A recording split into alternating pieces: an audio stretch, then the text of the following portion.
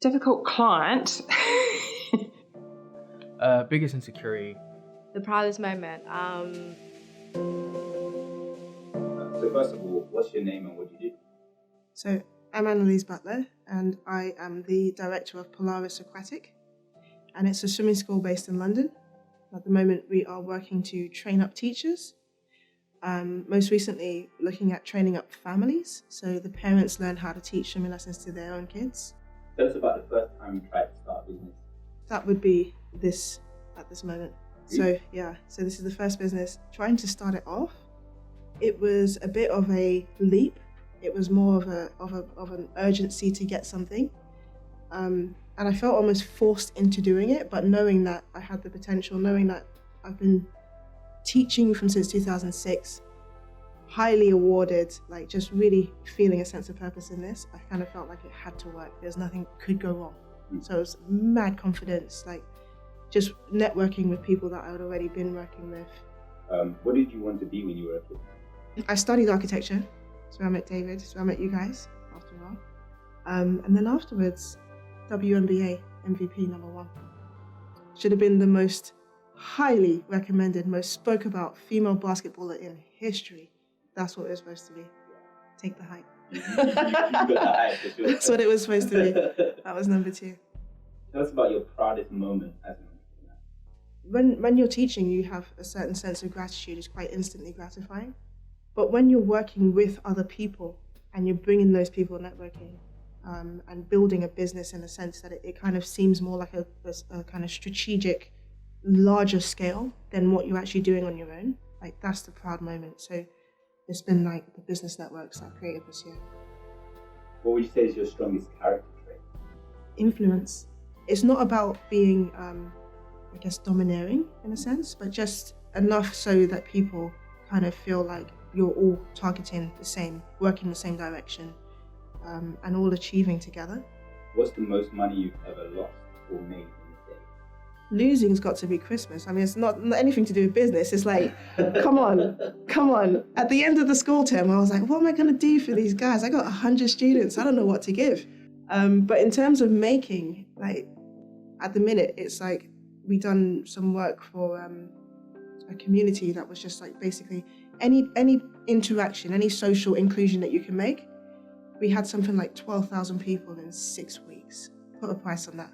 Do you know what I'm saying? Even if they're paying £5 each. If we gave you £1 million, what would you do with it? Everything to do with leverage. My targets at the moment are to get onto the coastlines of Caribbean, get onto the coastlines of Africa, get pop-up pools set up. And actually, it's not about the spend, but it's about the doors it opens. So people see that you have investment, they see that you have a little bit of cash available. You can make massive decisions. And I look at people like Akon, for example. Guy goes to Africa and puts lights up. He's not even spending money, they're just giving it back to him. So it's got to be the amount of influence that it will give me, especially to achieve that goal. Would you say capitalism is evil or good? I think it's got to be good. It inspires people to do better, to try harder, to go for more. And it kind of sets apart like your moral obligations as well.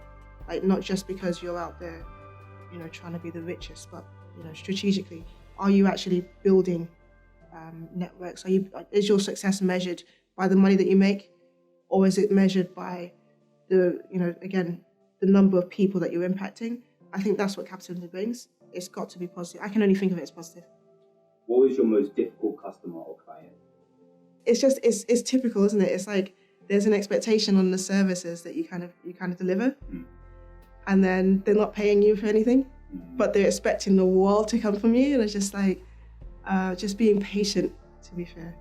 But like working for other people, it's like everybody kind of throws the nonsense your way and just kind of expects you to bear it. Like you're the go-to person. Everybody should be coming to you for lessons and advice. You've got to be the person that stands up. So yeah, no stories. No stories today. Have you ever been tricked by someone in business? Many times. Many times. For me, I started off on my own. And in order to grow my own business, I had to do a lot of the work anyway. So I had to put my trust in people. I had to ask for favors. I had to go and find, pool spaces, hire venues, people to come and work with. And a lot of the time there's a false intention. I genuinely go out there like, I'm here to build and I'm here to help. And a lot of time people will just turn around and be like, we can see naivety, we can see some kind of vulnerability there. And instead of accepting, okay, this girl will push no matter what, we'll go for, 10 hours non-stop work. I feel like I'm kind of getting sidetracked with people who have different intentions. So worst tricks, I guess, is being able to trust people. Tell us about your most difficult time as an entrepreneur, what you learned. Being able to manage every facet of the work, it tends to be quite lonely. Right? And then obviously you don't want to ask somebody to work for free, but at certain points when you do need that kind of support, or morally or financially, it's like you have to ask somebody to put their time in, put their effort in.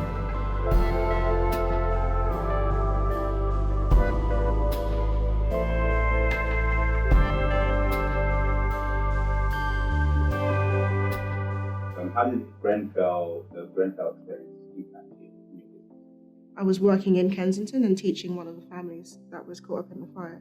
So when I taught that one family, it was only like the year before the Grenfell fire happened. And I remember that I'd moved across, so somebody who had connected me through work had moved me across to a private business, which was in the same area. It meant that the people that were caught up in that space were memorialized. There was tributes everywhere. So every time I walked in and out, I'd see it.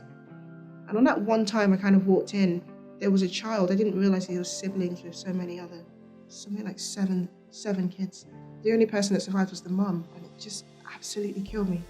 And then finding it so hard to commit to going into a place of work, which is predominantly for the profit side of it, and just making sure that I have a lesson delivered at a time when there's so much mourning going on, there's so much difficulty in the area. It's also a very big clue that you don't know what could happen tomorrow. That incident took place overnight and took hundreds. I know they don't put the numbers out, but it took hundreds of lives. And you can see that it's necessary sometimes to really express yourself, because some people have been so withdrawn within what's going on in that community. Even when I'm working with children at this moment, they have anxiety, they have issues expressing themselves because it's quite a depressed area. It's changing the way I want to go forward with my own business and how I use swimming and how I change that culture as well. What would you say is your biggest insecurity? My insecurity is not being good enough. My biggest insecurity is like walking in and just feeling like I'm completely incapable. How much money does it enable? In terms of finances, we are something like 4 figures each month at the moment. The year before last, we were up to 5. So what's one mistake that entrepreneurs make? One mistake? Strategy. If you don't have a good enough strategy, you end up procrastinating because you're still trying to wonder, like, where do I step? What direction do I go? How do I build this? And if you have a strategy, but then you don't have any ways to implement, like you don't have a team built around you to get that done, then it kind of just stays stagnant. It's kind of there like an idea and it's not moving. What inspires you most on a day-to-day basis? I'm inspired by inspirational people. One of the biggest influences, I mentioned Akon because this guy's crazy. He comes from music, but then invests in lighting and energy in Africa. And then you've got people like Dave Hackins, who comes from product design and starts doing plastics, precious plastics recycling. Like, there's so much stuff that's there to influence. And I find that I've always been into sports, engineering, and creative work. Is poverty a choice? Historically, I would say definitely not, because there's reasons for poverty. I don't think anybody chooses to be impoverished. They might go through a time of being impoverished, but I don't think that's necessarily down to their means all the time. There can be obstacles and barriers in the way, and there can be systems as well that create that situation of poverty. Did you take on debt to get started? No. Surprisingly, no. When I started without I didn't have a strategy. I just knew that I had a place of business and a means to do it. And I managed to get enough customers within the first week of starting to break even. If you became the leader of the world, what would your first action be? I think I would introduce in school some really basic things, like some really, really basic things, like how to actually speak with people, how to acknowledge and care for one another. What's the most shameful thing you've ever done? Otherwise, then, putting on armbands, walking around the street with a swimming hat on my head, big bright orange cap, big rubber ring around my stomach, come and do lessons. I think that's as shameful as it gets. I've just not been in that space, so yeah. Actually, could you do one thing? Could you just say something really short and sweet to encourage anyone to do it? Remember that the whole journey is about learning. So if you're working with somebody in a different company, it's about learning and taking small steps and making the strategy that gets you to the ultimate goal. I think that so long as you can stay open-minded, and have the energy and the tenacity to keep yourself self-motivated, you can't go wrong. Just can't go wrong. There's no good or bad, but sometimes what we would look at as being perfectly well-organized and very good cannot affect people in the right way. But at the same time, if you think that something that you're doing is negative, might have a platform to help you achieve something else in the long run. It's all in balance.